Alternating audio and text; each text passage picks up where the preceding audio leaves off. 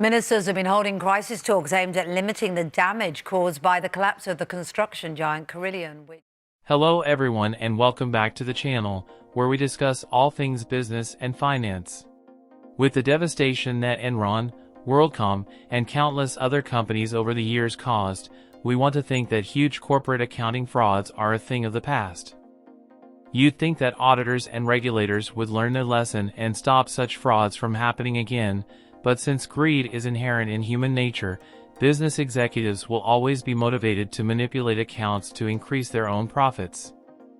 In this video, we'll take a deeper look at Carillion, which, as of 2018, has 43,000 employees and a yearly revenue of £5 billion, making it the second largest construction company in the UK. Unfortunately, the company's success was built on a foundation of deceit, and when their deception was finally discovered, the stock price sank to nothing and hundreds of people were let go. In this video, we'll look at how Carillion in the late 1990s became the British version of Enron.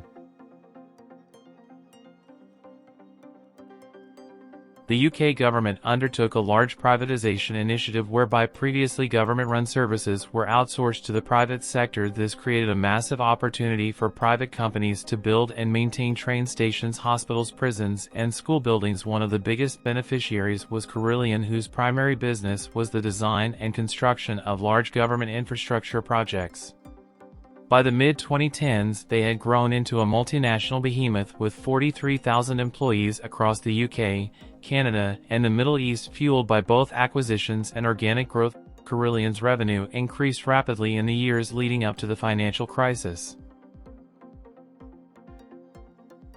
After 2009, their revenue significantly dropped, but over the years they recovered astoundingly. They reported positive net profits every year, even during the recession, to fund their acquisitions. While debt is risky in general, it looked okay for Carillion because their profits were so consistent, as investors saw them as a very safe and stable construction contractor with high-quality work. When competing for construction contracts, Carillion aggressively undercut its rivals' prices and agreed to take on large, complex projects that other contractors deemed too risky. Construction is a dangerous industry by nature, especially when fixed-price contracts are used, as Carillion's were.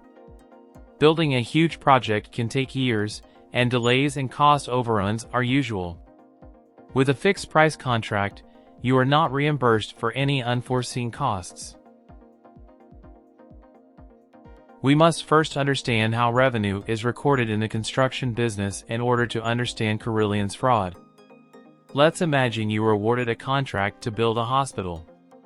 You will receive £100 million when it is finished, and you anticipate spending roughly £80 million in total. Importantly, the amount of revenue that you recognize depends on the total estimated cost.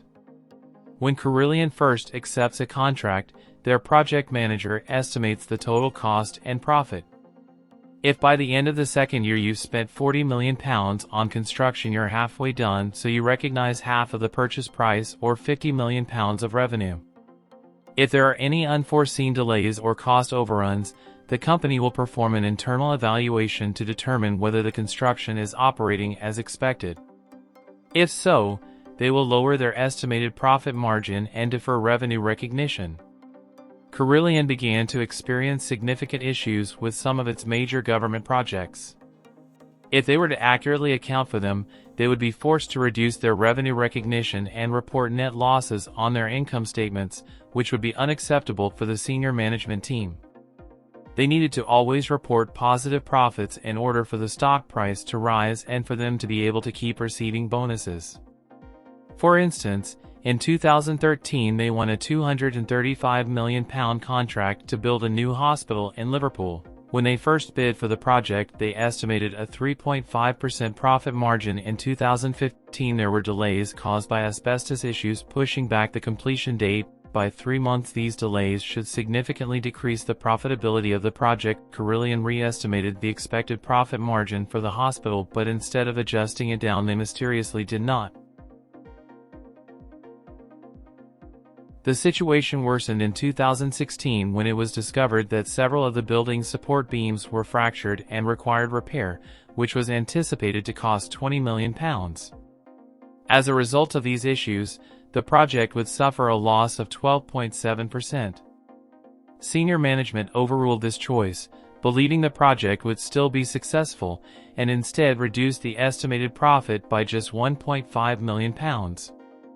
Construction project costs are something that reasonable people can disagree on, but when your estimates diverge by more than 10, it becomes ludicrous, and Carillion's figures consistently appear to be biased to be more favorable to their reported profits.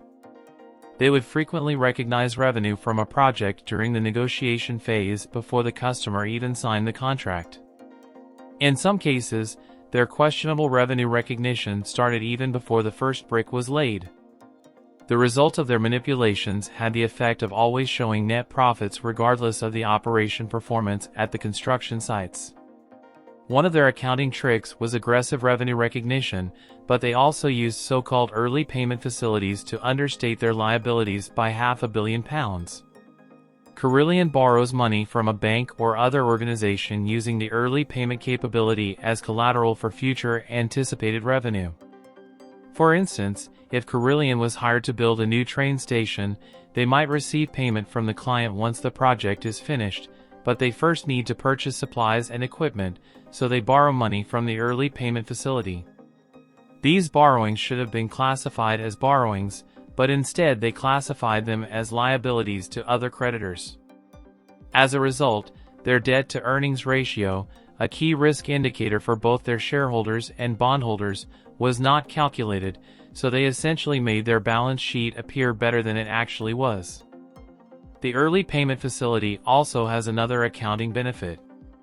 Technically speaking, the money they receive is regarded as cash flow from operating activities. In reality, very little of their reported net profits were coming in as cash because the profits were essentially vague. Despite the fact that their business was deteriorating and the majority of their large projects were failures, they nevertheless continued to pay out and even increase their dividend. These dividends were funded by borrowing money, which is unsustainable in the long run. In July 2017, Carillion announced an £845 million impairment charge relating to 3 of its UK government contracts as well as its development in the Middle East. Only a few months earlier, the company published their financial statements, which showed that everything was fine and did not indicate the need for any impairments. Carillion's management was merely kicking the can down the road.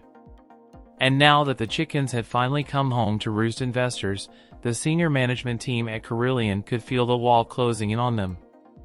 Investors were horrified by this loss, and the share price dropped by 70% overnight as losses and debts mounted.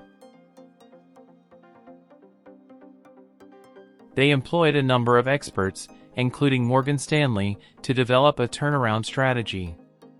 They explained to Morgan Stanley that they sought to raise money through share issuance in order to buy some time. Morgan Stanley replied that due to the severity of their predicament and the market's lack of confidence, any sizable equity offering was difficult. The senior management team at Carillion became outraged by this bad news and stopped paying attention to Morgan Stanley. Nearly a dozen consultants received £10 million in compensation, but all of this was for naught because Carillion would not hear any negative news. By the end of 2017, despite mounting evidence to the contrary, they still believed that the situation could be saved. With his share price down to a few pence, it was becoming more and more clear that Carillion was on its final legs. Chairman Philip Green begged the government for a £160 million bailout in a desperate letter. He claimed that the cost of the rescue would be much outweighed by the economic impact of widespread layoffs. After rejecting the bailout, the government compared this request to a ransom note and refused to pay practically right away. Carillion was put into liquidation after running out of money.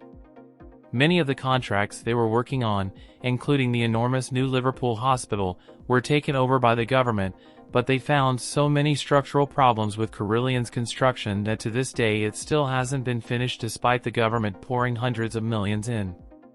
Thousands of employees lost their jobs, and thousands of their suppliers and subcontractors were placed under severe strain, with many of them also declaring bankruptcy.